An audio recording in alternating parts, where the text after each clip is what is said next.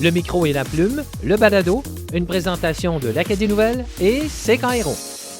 Bienvenue à ce balado Le micro et la plume, partenariat Acadie Nouvelle C'est quand héros. Michel Jacob, accompagné de l'éditorialiste de l'Acadie Nouvelle, François Gravel. François, bonjour. Bonjour Michel, un grand plaisir de te retrouver pour ce nouveau balado du micro et de la plume. C'est le 7e balado déjà, C'est quand héros et l'Acadie Nouvelle, le 4e auquel nous participons tous les deux.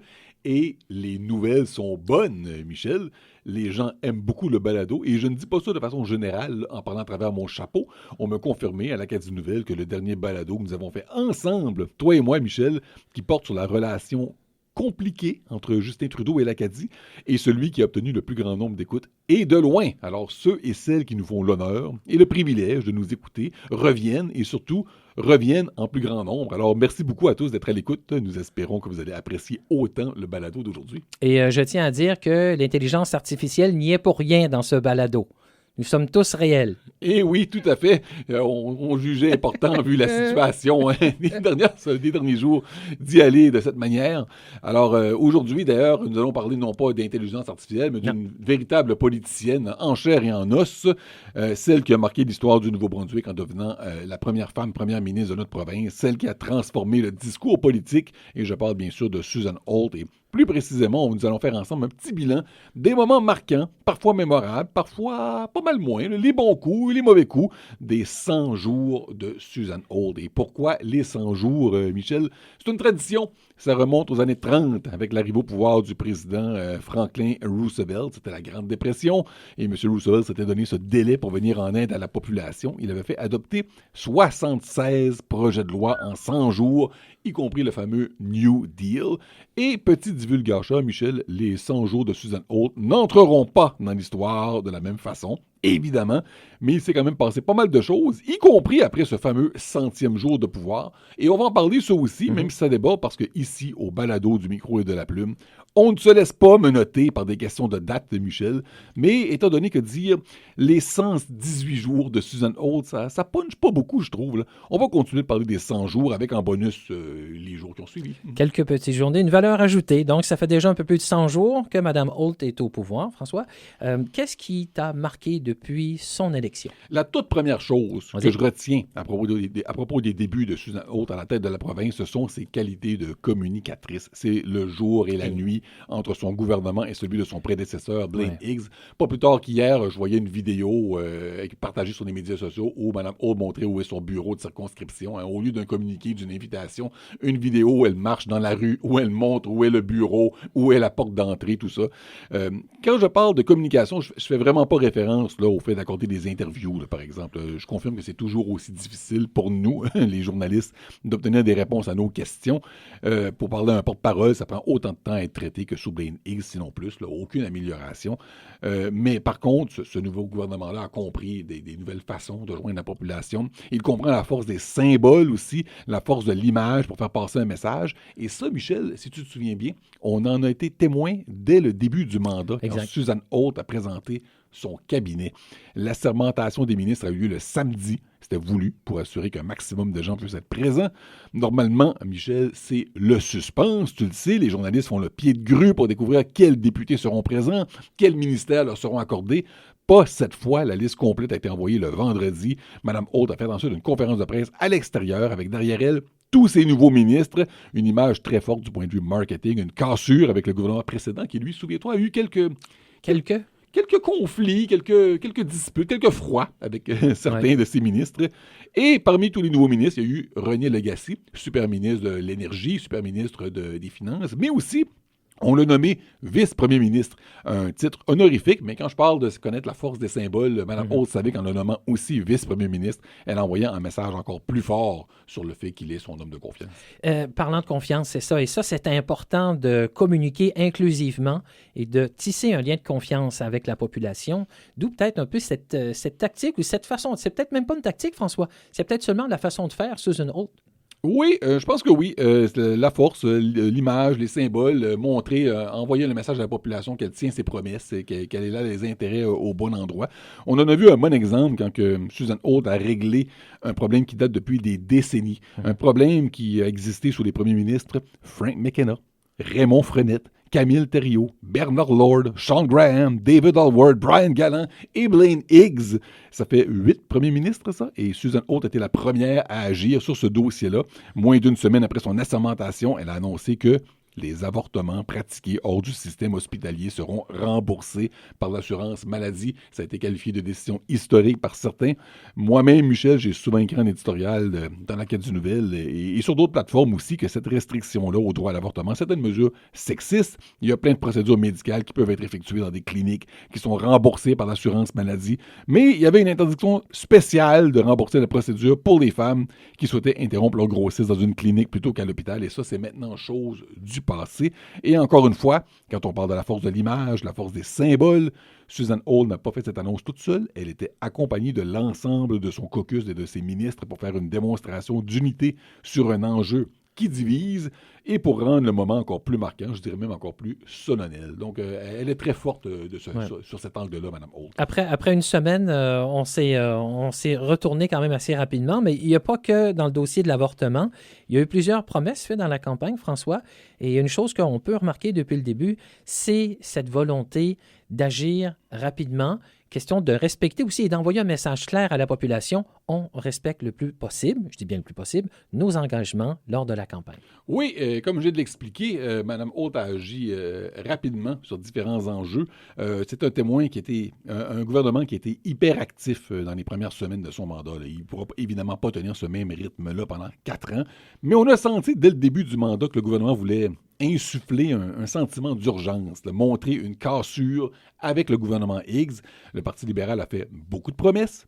Il a promis de respecter certaines d'entre elles le plus tôt possible dans le mandat. Ce fut le cas pour l'avortement dont on vient de parler. Un autre dossier qui s'est réglé rapidement, c'est la politique 713. Je trouve incroyable que cette controverse-là, qui a pris tellement de place, Michel, dans l'actualité pendant les années Blaine Higgs, se soit réglée aussi rapidement. Et là-dessus, je donne le crédit non seulement à Mme Holt, mais aussi à sa ministre de l'Éducation, Claire Johnson, mais surtout, je donne le crédit aux électeurs, Michel, en faisant subir une défaite électorale aussi cinglante au parti qui avait fait des enfants et des minorités sexuelles dans les écoles un enjeu politique, partisan, électoral, et en faisant boire de la poussière à Blaine Higgs et aussi à sa candidate Fatin Gressesky, qui accordait tellement d'importance à cet enjeu. Les électeurs ont permis au gouvernement Holt de clore le débat. Parmi d'autres promesses importantes tenues, il y a eu les primes de réélection de 10 000 aux infirmières. J'ai honnêtement des doutes, Michel, à savoir si ces primes auront réellement l'efficacité souhaitée. Mais bon, c'est une promesse tenue, tout comme le rabais de 10 % sur les factures d'électricité. Il y a un plafonnement des loyers qui s'en vient. Alors, je pense qu'on peut dire que ce gouvernement-là ne s'est pas tourné les pouces. On pouvait voir déjà aussi pendant la campagne électorale que certains candidates se positionnaient déjà sur des sujets très spécifiques. 713, le logement, l'itinérance. Donc, on pouvait déjà peut-être deviner qui allait obtenir un siège ou non ou des responsabilités ministérielles pendant la campagne. Et ce qu'on a peut-être deviné pendant la campagne, ça s'est produit avec la nomination de certaines personnes au poste de ministre. Cette campagne-là s'est bien passée pour le gouvernement, mais il y a une chose sur laquelle il a éprouvé des difficultés et ça se reflète maintenant dans le mandat et c'est cette promesse d'équilibrer le budget. On y arrive, c'est ça. Il y a eu des promesses tenues et des promesses non tenues aussi, et tu nous amènes dans ce petit détour. Le gouvernement Holt nous avait dit que cette promesse-là d'équilibrer le budget vaut seulement pour les 4 années de pouvoir complète des libéraux, alors que l'année financière en cours a débuté, donc les conservateurs tenaient encore des cordons de la bourse. Mais dans les faits, nous, ce qu'on avait compris vraiment, véritablement, pendant cette campagne-là, c'est que le budget serait équilibré d'une année à l'autre. Un autre gros morceau, le fameux ajusteur de carbone, un ajout spécial au prix de l'essence décrété par Blaine Higgs. Le gouvernement fédéral de Justin Trudeau a ordonné de nouvelles réglementations environnementales. Celle-ci représente un coût pour les pétrolières et M. Higgs a jugé que ce n'était pas à elle de payer la facture, mais plutôt aux automobilistes. Et ça représente présentement un ajout autour de 7 cents le litre, Michel. Susan Holt avait promis de mettre fin à ça. Elle a reculé à la suite de pression de l'industrie. Et présentement, au moment où nous enregistrons ce balado, Michel, il y a un comité législatif qui étudie tout ça à Fredericton et tout est sur la table, y compris d'éliminer complètement la réglementation sur le prix de l'essence. Mme Holt n'avait rien promis de tout ça. J'ai bien hâte de voir comment comment elle va décider ce qu'elle va pouvoir faire, parce qu'elle est prise entre l'arbre et l'écorce, je vous dirais. Et on a aussi beaucoup parlé de langues officielles dans les dernières semaines. Depuis le début du mandat, Mme Holt avait promis un comité législatif permanent. C'est fait. Bravo au chef par intérim du Parti progressiste conservateur, Glenn Savoy, qui a eu le jugement de ne pas nommer à ce comité Chris Austin, l'ancien chef de la People's Alliance. Merci de le remarquer. Bonne décision, oui. Sage décision. Par contre, Mme Holt avait aussi promis que les foyers de soins seraient assujettis à la loi sur les langues officielles, et ça n'a pas encore été fait. Et pour être honnête, Michel, je serais très étonné si cette promesse devait être tenue. À voir aussi dans le futur, si les gens ont des boules de cristal au niveau de la santé, les promesses qui ont été faites avec les cliniques dans certaines régions. Ah oui. Vous écoutez Le Micro et la Plume, le balado.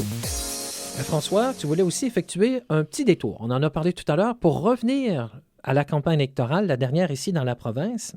Selon toi, quel a été le point tournant de la campagne de Susan Holt? Michel, je suis incorrigible. Encore une fois, j'ai décidé de ne pas respecter nos propres règles, Michel. Délinquant que tu es. C'est arrivé dans nos balados précédents. C'est encore le cas aujourd'hui. Je triche, Michel.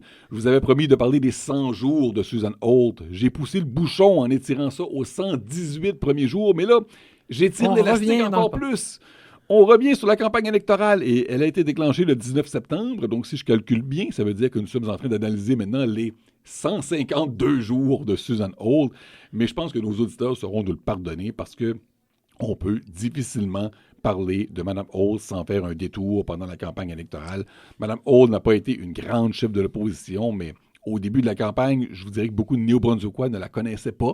Plusieurs se demandaient si elle avait des qualités pour être première ministre. Les conservateurs étaient des favoris pour l'emporter, mais Mme Holt a une qualité importante en politique. Comme disent les anglophones, c'est une bonne campaigner, c'est-à-dire qu'on a vu qu'elle est capable, en campagne, il y a un mode, hein? Il y a un mode qui s'installe de plus. Elle réussit à s'imposer, et ce ne sont pas tous les politiciens qui possèdent cette qualité-là.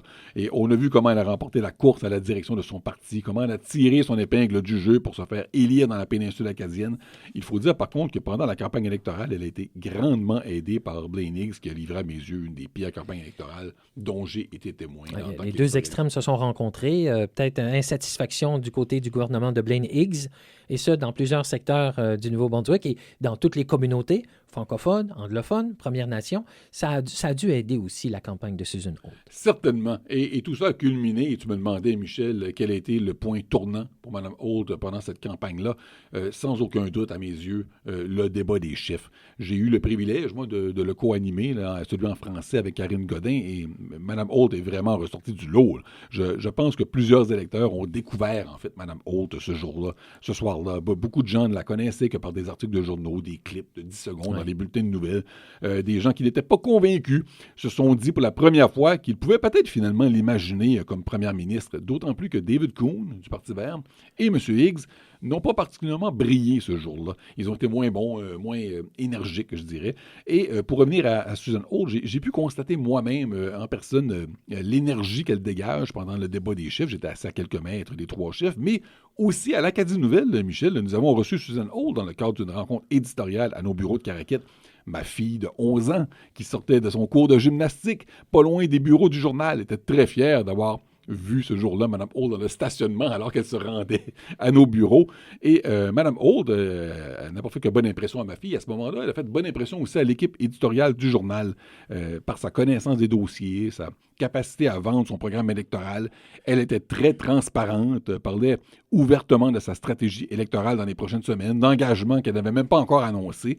David Coon était venu, lui, la semaine précédente. Il était sérieux, crédible, mais n'avait pas montré la même énergie. Et je me souviens aussi, Michel, qu'il y a quelques années, quand nous avions reçu un autre chef libéral, Kevin Vickers, en rencontre éditoriale, j'avais ensuite signé un édito dans lequel je concluais qu'il n'était pas encore prêt à assumer la fonction de premier ministre du Nouveau-Brunswick, alors que je n'ai pas eu du tout cette impression-là avec Mme Holt. Au contraire, elle donnait l'image de quelqu'un qui savait exactement où elle s'en allait, et j'ai l'impression que plusieurs électeurs ont vu la même chose au fur et à mesure que la campagne progressait. Bon, il se passe quoi avec le budget équilibré? L'équilibre budgétaire, c'est revenu pendant la campagne, François. On a vu la difficulté des libéraux d'en arriver déjà au niveau de l'économie à présenter quelque chose de potable, si on peut dire.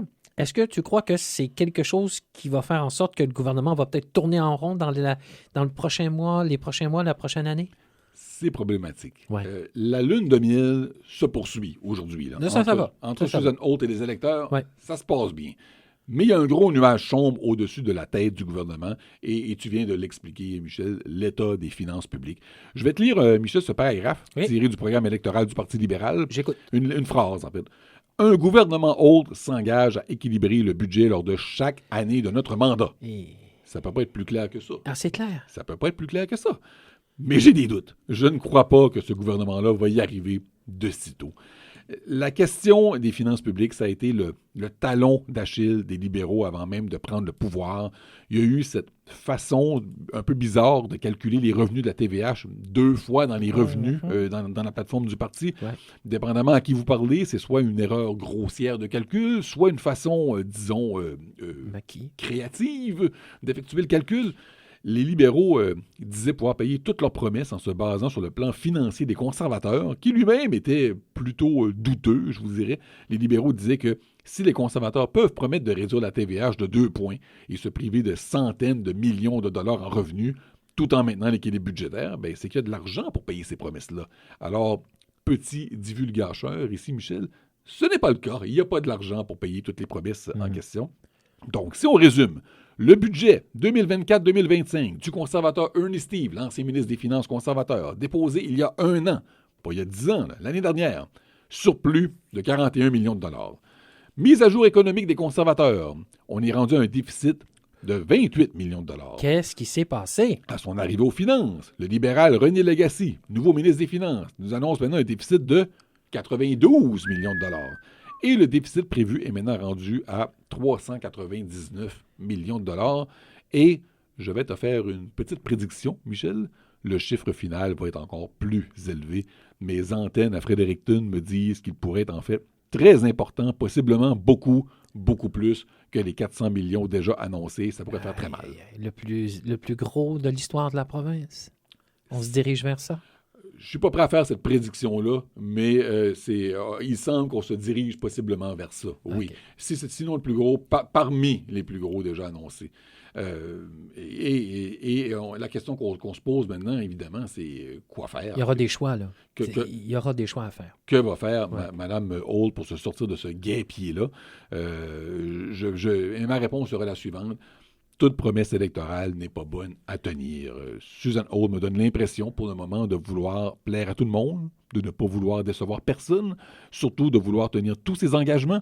Et je pense qu'il va falloir, à un certain point, qu'elle apprenne à dire non. Ouais, jusqu'à quel prix tenir ses engagements? Et je donne pour exemple le congé de la TVH qui est accordé aux promoteurs immobiliers, la construction de logements qui bat son plein grâce aux investissements d'Ottawa. Pratiquement chaque semaine, il y a une annonce de financement fédéral pour la construction à Dieppe, à Edmundston, à Campbellton, à Belle Bay, à Caraquette, et j'en passe. Était-ce si urgent d'ajouter un congé de taxe provincial totalisant des dizaines de millions de dollars pour la construction immobilière? Est-ce que ça aurait pu attendre que la situation financière de la province s'améliore? Même chose pour les primes de 10 000 dollars aux infirmières. Est-ce qu'ils auraient pu être distribués sur 2 ou 3 ans plutôt que tout de suite? Peut-être que oui, peut-être que non, mais c'est des choix. Et le gouvernement Holt devra nous montrer très bientôt s'il est prêt à laisser le déficit devenir hors de contrôle ou s'il préfère les choix difficiles et impopulaires, comme par exemple des hausses de taxes ou des compressions budgétaires. Pour rester et terminer sur ce segment du balado, on peut comprendre peut-être de vouloir aller un petit peu plus vite au niveau de la construction résidentielle. On a des priorités et on voit que le logement n'est peut-être pas si abordable, donc on peut peut-être comprendre et après, peut-être construire là-dessus pour répondre à certaines promesses qui ont été envoyées pendant la campagne électorale. Les besoins sont existants, il n'y a aucun doute là-dessus. Hein. Il n'y a pas de doute qu'il faut investir dans le logement.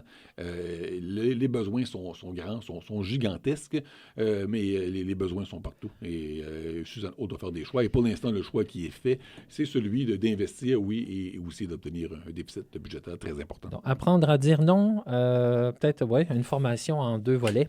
dans le futur à venir pour Susan Holt. François, tu voulais aussi nous parler d'un autre événement qui a retenu ton attention. C'est le premier discours sur l'état de la province de la première ministre Susan Holt. Tu me connais, Michel. De plus en plus, oui. J'aime bien terminer nos balados ensemble sur un ton un peu plus optimiste, je te dirais. Là. On veut pas que nos auditeurs soient de mauvaise humeur pour le reste de la journée. On n'est pas là pour ça, là. Alors, j'ai pensé terminer donc en revenant sur ce qui était le discours inaugural sur l'état de la province de Susan Holt. J'ai moi-même assisté en personne à aucun discours sur l'état de la province, mais j'en ai lu plusieurs, j'en ai vu plusieurs aussi sur différentes plateformes. Je me souviens qu'à une certaine époque, c'était sur Rogers, maintenant sur YouTube. Mais j'ai rien vu qui ressemblait à ce qui a été fait cette année, rien du tout. C'était original? C'était très original. C'est la première fois que je voyais en fait un premier ministre partager la scène avec des ministres pendant ce discours-là. Normalement, le discours sur l'état de la province, c'est le moment d'avoir les projecteurs sur une seule personne, le premier ministre. Et dans ce cas-ci, au contraire, on a vu la première ministre qui a profité de l'occasion pour non pas seulement vanter ses accomplissements et pour faire une petite annonce ou deux, mais au contraire, pour présenter ses intentions et présenter son équipe aussi.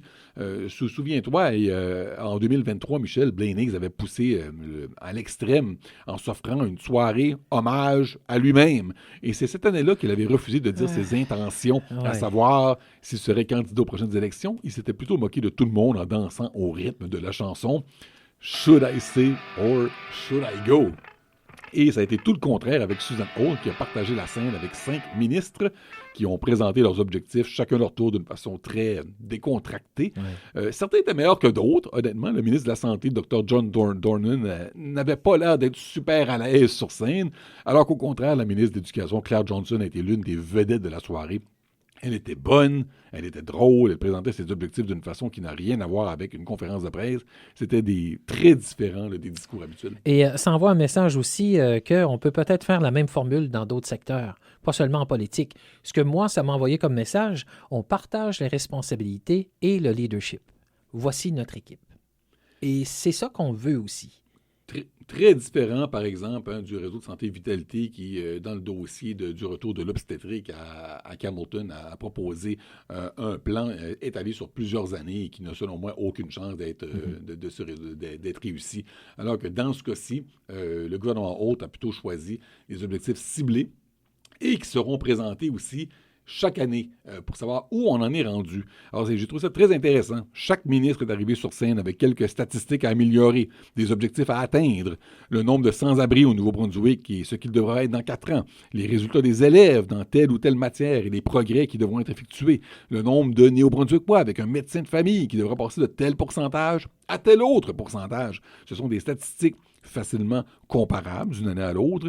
Et ça met aussi les ministres dans une position plus vulnérable. On pourrait voir dans 1 an ou 2 qu'un ministre est en voie d'atteindre tous ses objectifs, alors qu'un autre traîne de la patte, par exemple. Alors, le jeu des comparaisons va être très intéressant. Très intéressant. Un suivi à faire au cours des prochains mois, des prochaines années.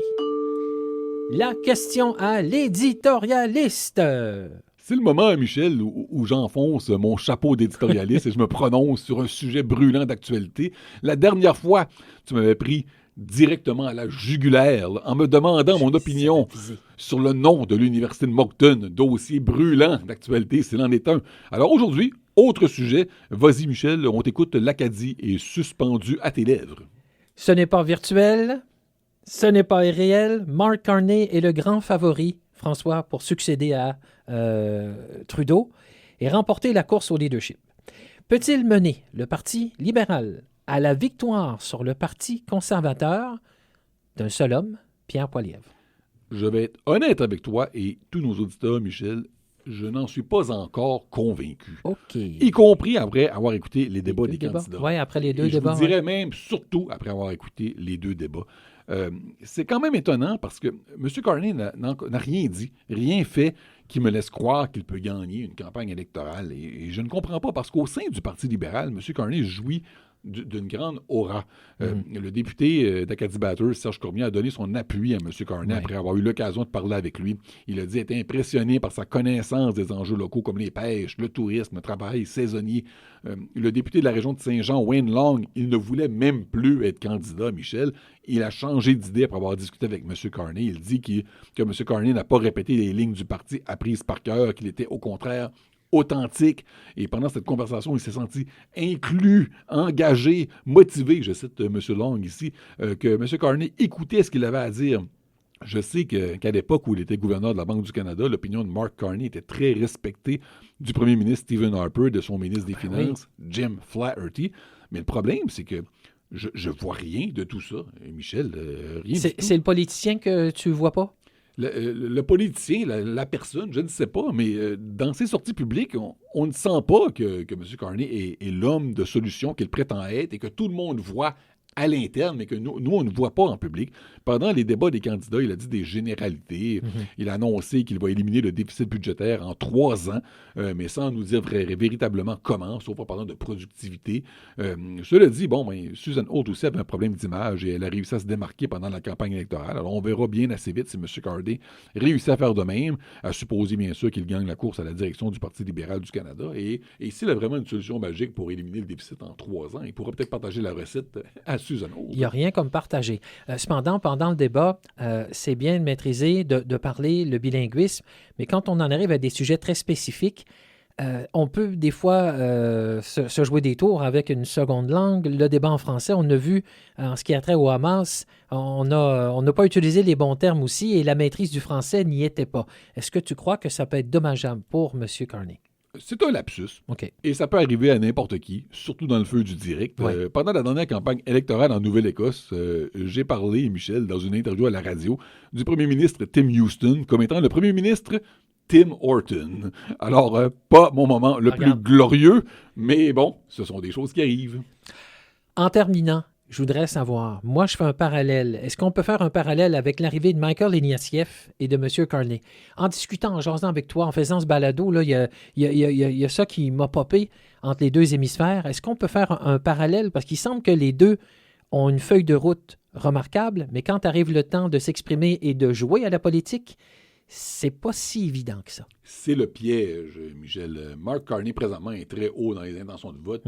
Il est en train de se positionner pour devenir possiblement premier ministre. Il va devenir premier ministre s'il remporte la course au leadership. Il est en position pour gagner. Mais dans une campagne électorale, c'est autre chose. On l'a vu avec Michael Ignatieff à l'époque. Et je vais aller plus loin que ça. On l'a vu, nous, ici, avec Kevin Vickers, lors de sa campagne contre Blaine Higgs. Ouais. M. Vickers, qui a donné son appui cette semaine à la ministre Karina Gould, en disant qu'on a besoin de quelqu'un qui connaît la game politique et que lui-même l'a appris à la dure lors de sa campagne électorale qui s'est soldée par la défaite de son parti et sa défaite à lui dans sa circonscription. Intéressant. Suivons début mars, qu'est-ce qui va se passer avec cette course à la chefferie chez les libéraux et peut-être rumeur de déclenchement d'élection. On sera là pour en parler certainement à ce balado, la plume et le micro. Merci, Michel. Gravel, merci de ta présence encore en nos studios aujourd'hui. À la prochaine. Merci à toi et à nos auditeurs. Au revoir tout le monde.